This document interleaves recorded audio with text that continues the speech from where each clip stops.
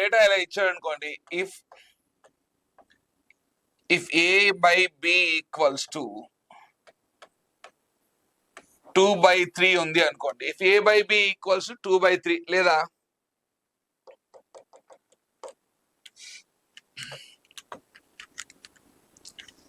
If A is to B equals to 2:3 గా ఉంటే, if A is to B equal to 2:3 ఉంటే అప్పుడు దాన్ని మనం ఏం రాసుకోవచ్చు అంటే అమ్మ దాన్ని ఏ బై బి ఈక్వల్స్ టు 2/3 గా రాయొచ్చు. దాన్ని ఏం రాయొచ్చు ఇక్కడ ఏ బై బి ఈక్వల్స్ మనకి ఏం రాసుకోవచ్చు దాన్ని 2/3 గా రాసుకోవచ్చు అమ్మ, రైట్? సో ఇలా రాయొచ్చు తప్ప అంతేగాని డైరెక్ట్ గా నీ దగ్గర రేషియో ఉంది 2:3 దాన్ని 2/3 గా రాయకూడదు. దాన్ని ఏదైనా వేరియబుల్స్ కి ఈక్వల్ చేసినప్పుడు లైక్ అంటే A:B కి ఈక్వల్ చేసినప్పుడు లేదా X:Y కి ఈక్వల్ చేసినప్పుడు అప్పుడు X:Y ఈక్వల్ టు 4:5 అయితే X/Y ఈక్వల్ టు 4/5 అవుతుంది. అంతేగాని డైరెక్ట్ నీ దగ్గర 4:5 ఉంది దాన్ని 4/5 గా రాయకూడదు, రైట్? ఇది గుర్తుపెట్టుకోవాల్సిన ఫస్ట్ పాయింట్, రైట్? నెక్స్ట్ ఇక్కడ ఒక చిన్న ఎగ్జాంపుల్ చూడండి అమ్మా. ఈ చిన్న ఎగ్జాంపుల్ చూసిన తర్వాత మనం ఏం చేద్దాం అంటే నెక్స్ట్ బేసిక్స్ లోకి వెళ్దాం, రైట్? సో అయితే ఇక్కడ ఫస్ట్ ఒక చిన్న క్వశ్చన్ చూద్దాం. మనం ఇక్కడ మనకి ఏం చేస్తున్నాడంటే ఇక్కడ రేషియో ఆఫ్ ద 2 నెంబర్స్ మనకి ఇస్తున్నాడు అమ్మా, right? So ratio of the 2 numbers మనకి ఇస్తున్నాడు. సపోజ్ ఇప్పుడు నేను ఇక్కడ A:B వాల్యూ ఇచ్చాను అనుకోండి అమ్మా. A:B వాల్యూ వచ్చి మనం 2:3 అంటున్నాము. ఒకవేళ సమ్ ఆఫ్ ద 2 నంబర్స్ మీకు ఇచ్చారమ్మా, అంటే ఆ రెండు సంఖ్యలు మొత్తం మీకు ఇచ్చారు అనుకుందాం. సపోజ్ ఇప్పుడు నేను రెండు సంఖ్యల మొత్తం వచ్చేసి 20 అయింది అనుకున్నాను, రైట్?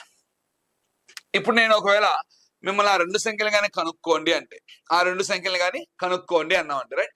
సో ఇప్పుడు ఫస్ట్ మనం చేయాల్సిన కాన్సెప్ట్ ఏంటంటే అమ్మా, మన రేషియోలో మనకి ఏమి ఇచ్చారు ఇక్కడ? రేషియో ఎంత ఇచ్చారు ఇక్కడ? 2:3. అంటే ఏ వాల్యూ 2 ఉంది, బి వాల్యూ 3 ఉంది. మనకి ఇచ్చిన కండిషన్ ఏంది ఇక్కడ? A+B అని ఇచ్చాడు, రైట్? అంటే అప్పుడు A+B అని ఇచ్చాడు అంటే A+B వాల్యూ ఎంత ఇచ్చాడు ఇక్కడ? 20 అని ఇచ్చాడు. కానీ అదే మన రేషియో ప్రకారం A+B వాల్యూ ఎంత ఉందమ్మా? ఏ వాల్యూ ఏమో 2 ఉంది, బి వాల్యూ ఏమో 3 ఉంది, రైట్? అంటే మన రేషియో ప్రకారం ఏ మరియు బిల విలువలు మనకి ఎంత ఉన్నాయి ఇక్కడ? 5 పార్ట్స్ ఉన్నాయి.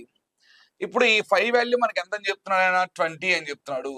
5 విలువ 20 అవ్వాలంటే మనం దాన్ని దేంతో మల్టిప్లై చేయాలమ్మా? 4 తో మల్టిప్లై చేయాలి, రైట్? ఎలా వస్తుంది అంటే 20/5 అంటే దీంతో దీన్ని భాగించాలి, రైట్? సో 20/5 బాగా గుర్తు పెట్టుకున్నాం, రైట్? మనకి కొన్ని ప్రాబ్లమ్స్ లో ఇవి డైరెక్ట్ గా క్యాన్సిల్ అవ్వవు, అప్పుడు మనం దాన్ని బై చేయాల్సి వస్తుంది, రైట్? సో అయితే ఇప్పుడు మనకి ఇక్కడ చూడండి అమ్మా, రేషియోలో ఉన్నటువంటి ఒక వాల్యూ 5 రేషియో సంబంధించినవి కదా, 5 అనేది రేషియో సంబంధించినటువంటి పార్టే కదా. అది దేంతో మల్టిప్లై అయింది? ఇప్పుడు మనకి 4 తో మల్టిప్లై అయింది కదా. అంటే ఒక వాల్యూ మనకి రేషియోలో ఉన్నటువంటి ఒక వాల్యూ 4 తో మల్టిప్లై అయిందంటే రిమైనింగ్ అన్ని వేరియబుల్స్ కూడా ఇప్పుడు నాకు దేంతో మల్టిప్లై అవ్వాలి? 4 తో మల్టిప్లై అవ్వాల్సిందే కదా, రైట్?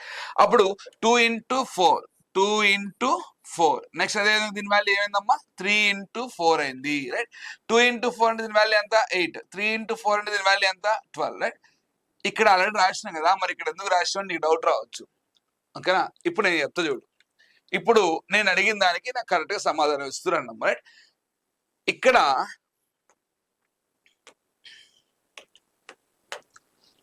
ఇదేంటమ్మా? ఇది 2:3 అన్నాం. ఇదేంటివి? రేషియో కదా. అంటే ఆ రెండు సంఖ్యలు మనకి ఏ నిష్పత్తిలో ఉన్నాయి ఇచ్చాడు, right? So ratio of the 2 numbers మనకి ఇచ్చాడు, రైట్? ఇక్కడికి వచ్చేసరికి మనం ఏం కనుక్కుంటున్నాం అమ్మా? ఆ రేషియోని యూజ్ చేసి వాటి యొక్క వాల్యూస్ ని మనం ఫైండ్ అవుట్ చేసాము, అంటే వాటి యొక్క విలువల్ని కనుక్కున్నాం కదా ఇక్కడ, రైట్? అంటే నిష్పత్తిని ఉపయోగించి మనం ఏం చేస్తున్నాం ఇక్కడ? వాటి యొక్క విలువల్ని కనుక్కుంటున్నాము, రైట్? ఇప్పుడు రేషియో మీకు 2:3 అయింది. అక్కడి నుంచి మనం ఎక్కడికి వచ్చాము? వాల్యూస్ లోకి వస్తున్నాము. నిష్పత్తిలో నుంచి మనం డైరెక్ట్ వాల్యూస్ లోకి వచ్చినామా? ఇప్పుడు రేషియో నుంచి మనం డైరెక్ట్ వాల్యూస్ లోకి వచ్చినామా? రాలేదు కదా. ఏం చేసినాం ఇప్పుడు ఇక్కడ? మనం రేషియోలో నుంచి మనం వాల్యూస్ లోకి రావాలి అంటే ఈ రేషియోలో ఉన్నటువంటి ఈ రెండు భాగాలని మనము సమాన సంఖ్యతో గుణించామా లేదా, గుణిస్తున్నామా లేదా, ఇది మెయిన్ పాయింట్, రైట్? సో అంటే మనము రేషియోలో నుంచి వాల్యూస్ లో కన్వర్ట్ చేయాలంటే ఆ రేషియో ఉన్నటువంటి ఆ 2 పార్ట్స్ ని సేమ్ నంబర్ తో మల్టిప్లై చేయాలి, right? So the different parts the parts of a ratio was multiplied with the same number, right? Then the ratio will be converted to values, right? So నిష్పత్తిలో ఉన్న ప్రతి భాగాన్ని మనం కానీ ఒకే సంఖ్యతో కానీ గుణించినప్పుడు దాని ఏమవుతుంది? విలువల్లోకి మారుతుంది, రైట్? ఇదే మెయిన్ కాన్సెప్ట్ ఇప్పుడు మనకి, రైట్? సో ఇప్పుడు డైరెక్ట్ ఇంకా మనం మెయిన్ బేసిక్స్ లోకి వెళ్దాం. ఇది మామూలుగా మనకి రేషియో అంటే, రైట్? రేషియో అంటే ఫ్రాక్షన్ కాదు, దానికి సంబంధించినటువంటి ఎలాంటి రిలేషన్ ఉండదు.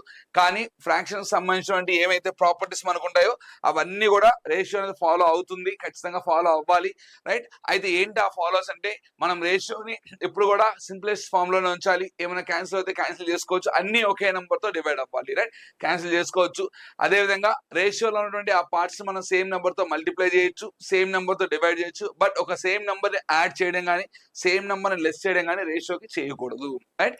సో ఇక్కడ మళ్ళీ మనం గుర్తుపెట్టుకోవాల్సిన ఇంకొక మెయిన్ పాయింట్ ఏంటంటే, మన దగ్గర రేషియో ఉంది, రేషియో నుంచి మనం వాల్యూస్ లోకి వెళ్ళాలంటే ఆ రేషియో ఆ పార్ట్స్ ఏవైతే ఉన్నాయో ఆ పార్ట్స్ మనం ఏం చేయాలమ్మా, సేమ్ నెంబర్ తో మల్టిప్లై చేస్తూ రావాలి. ఇవి పాయింట్స్ మనం గుర్తుపెట్టుకోవచ్చు, రైట్. సో ఇప్పుడు నేను అడిగేదానికి చూస్తున్నాను జాగ్రత్తగా, right. First point, right. So ఇక్కడ మనకి ratio of the two numbers మనకి ఇచ్చాడమ్మా, right. The ratio of two numbers, right. So the ratio of two numbers is, నేను ఇప్పుడు A:B అన్నాను, ఓకేనా. రెండు సంఖ్యల నిష్పత్తి A:B అమ్మ. తెలుగులో చెప్తాను, తెలుగులో రాసుకోండి. క్వశ్చన్ మనకి ఇచ్చినప్పుడు తెలుగు ఇంగ్లీష్ రెండు ఉంటాయి క్వశ్చన్స్, రైట్. ఇక్కడ మనం ప్రొవైడ్ చేయొచ్చు ఇంగ్లీష్ అండ్ తెలుగులోకి రెండింటిలో కూడా మనం క్వశ్చన్ ని ఉన్నాం, రైట్. సెకండ్ చూడండి, నేను రాసేటప్పుడు ఇంగ్లీష్ రాస్తున్నాము, మీకు చెప్పేప్పుడు కూడా తెలుగు చెప్తాను, ఇబ్బంది, right. So the ratio of the two numbers వచ్చి మనకి ఏమన్నాడమ్మా, A:B అన్నాడు. అంటే రెండు సంఖ్యలు A:B నిష్పత్తిలో ఉన్నాయి అన్నాడు, రైట్. ఇప్పుడు నాకు చెప్పండి అమ్మా, రెండు సంఖ్యలు నాకు A:B నిష్పత్తిలో ఉన్నాయి అన్నాడు. నేను ఇప్పుడు ఆ నంబర్స్ ని రాయాలి అనుకున్నా, రైట్. నేను ఇప్పుడు ఏమనుకున్నా, ఇప్పుడు ఆ నంబర్స్ ని రాయాలి అనుకున్నా, right. Then the two numbers are respectively,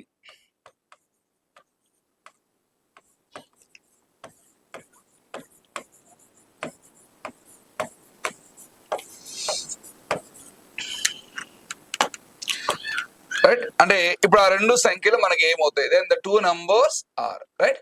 so ఇప్పుడు చెప్పండి అమ్మా, ఇప్పుడు చెప్పండి, మనకి ఇక్కడ నిష్పత్తిలో నుంచి వాటి యొక్క విలువల్లోకి వచ్చామా లేదా. సో రేషియో నుంచి మనం వాటి వాల్యూస్ ని ఫైండ్ అవుట్ చేసామా లేదా. ఇప్పుడు నేను అడిగిందని చెప్పండి, రేషియో నుంచి మనం వాటి వాల్యూస్ ని ఫైండ్ అవుట్ చేసినప్పుడు ఆ రేషియో అంటే ఆ రెండు భాగాలని సమాన సంఖ్యతో గుణించామా లేదా, అంతే కదా.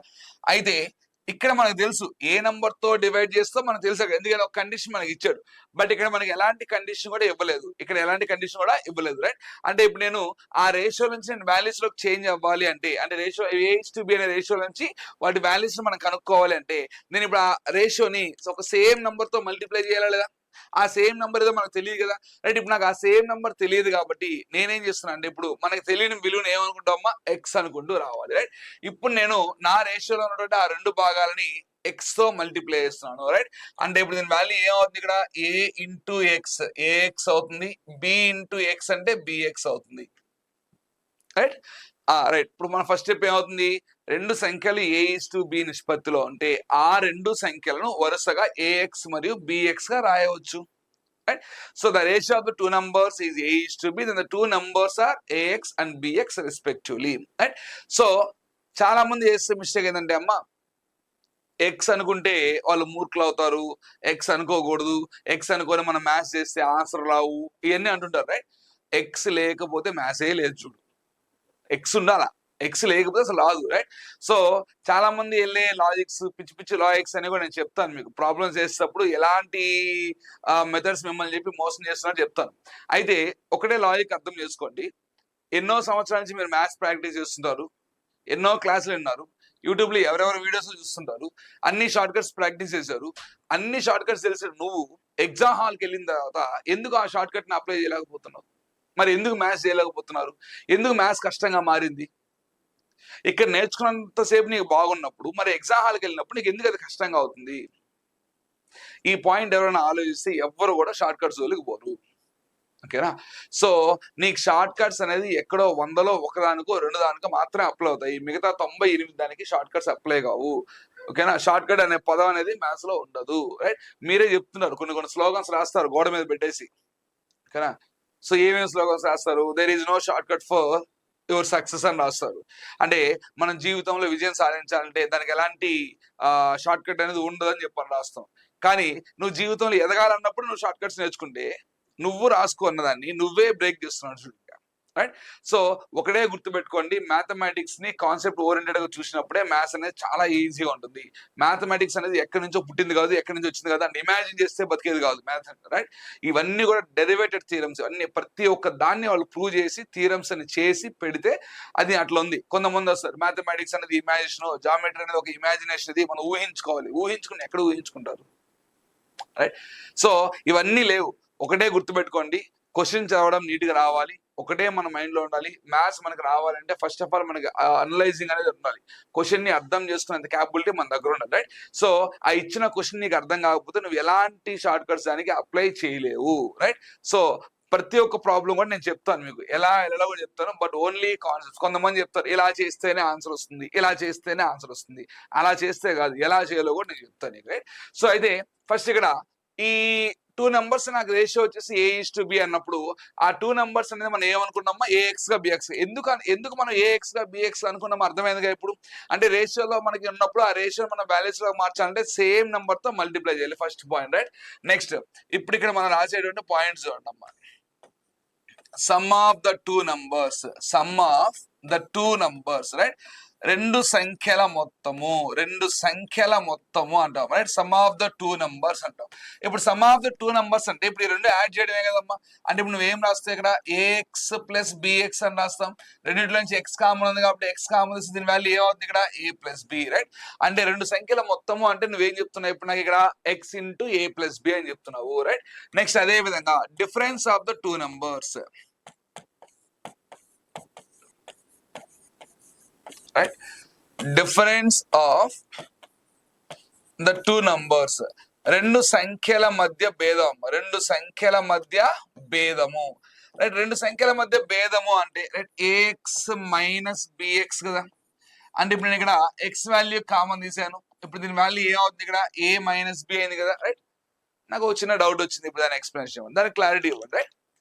నేను AX లో నుంచి BX లెస్ చేశాను, అంటే AX ఒకవేళ చిన్నదై ఉండొచ్చు, లేదా BX ఒకవేళ పెద్దదై ఉండొచ్చు.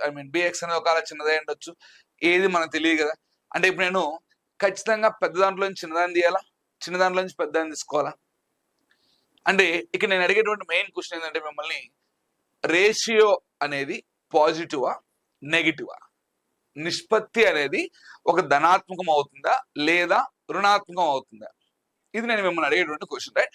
సో నిష్పత్తి అనేది మనకి ఏమవుతుందమ్మా, ధనాత్మకము. అంటే నిష్పత్తి అనేది ఒక ధనాత్మకం అవుతుంది, అదే విధంగా రుణాత్మకం కూడా అవుతుంది. Ratio is either a positive or negative. Right. So but both the variables are positive or negative. Right. ఉంటే రెండు మనకి ఎలా ఉండాలి, పాజిటివ్ గా ఉండాలి, లేదా రెండు ఎలా ఉండాలి, నెగిటివ్ గా ఉండాలి. రైట్. బట్ కొన్ని టాపిక్స్ కి ఈ కండిషన్ మనకి ఎక్సెప్షన్ ఉంటుంది అక్కడ. ఎలాంటి టాపిక్స్ అంటే లైక్ మీరు ప్రోగ్రెషన్స్ కి వెళ్ళండి, శ్రేణులకు వెళ్ళినప్పుడు మనకి ఏమవుతుందంటే ఇక్కడ గుణశ్రేణి వచ్చినప్పుడు స్మాలెస్ట్ నెంబర్ వచ్చేసి నెగిటివ్ లో ఉంటుంది, లార్జెస్ట్ నెంబర్ వాల్యూ వచ్చేసి పాజిటివ్ లో ఉంటుంది. రైట్. అలాంటి కేసెస్ లో మనకి స్మాలెస్ట్ నెంబర్ కి లార్జెస్ట్ నెంబర్ కి రేషియో అడిగినప్పుడు ఒక వాల్యూ ఏమో నెగిటివ్ లో ఉంటుంది, ఇంకొక వాల్యూ ఏమో పాజిటివ్ లో ఉంటుంది. రైట్. అంటే కొన్ని టాపిక్స్ కి ఇవి ఎక్సెప్షనల్ గా ఉంటాయి. ఎలాంటి టాపిక్స్ కి ఇవి ఎలా తెలుస్తుంది మనకి, ఇచ్చిన డేటాని ఉపయోగించి, అంటే మనకి ఇచ్చిన ఆ డేటాను ఉపయోగించి ఇది పాజిటివ్ అవుతుందా లేదా నెగిటివ్ అవుతుందా తెలుసుకుంటూ రావాలి. రైట్. సో ఇది మనం గుర్తుపెట్టుకోవచ్చు. అంటే రేషియో అనేది ఓన్లీ పాజిటివే కదమ్మా. చాలా మంది చేసే మిస్టేక్ చెప్తున్నాడు, ఆ నిష్పత్తి అనేది ఎల్లప్పుడు కూడా ధనాత్మకము అంటాడు. రేషియో ఈజ్ ఆల్వేస్ పాజిటివ్ అంటాడు. రేషియో అనేది పాజిటివ్ కాదు. రేషియో అనేది పాజిటివ్ లో ఉంటుందా నెగిటివ్ లో ఉంటుంది ఎవరికి తెలియదు. రేషియో ఎప్పుడు పాజిటివ్ లో ఉంటుంది, ఎప్పుడు నెగిటివ్ లో ఉంటుంది అని ఎవరు తెలుస్తుంటే మనకి ఇచ్చిన ఆ డేటాను ఉపయోగించి మనం చేసినప్పుడే రేషియో అనేది పాజిటివ్ లో ఉందా లేదా రేషియో అనేది నెగిటివ్ లో ఉందా తెలుస్తుంది. రైట్. నెక్స్ట్ అమ్మా, ఇక్కడ మనం గుర్తుపెట్టుకోవాల్సిన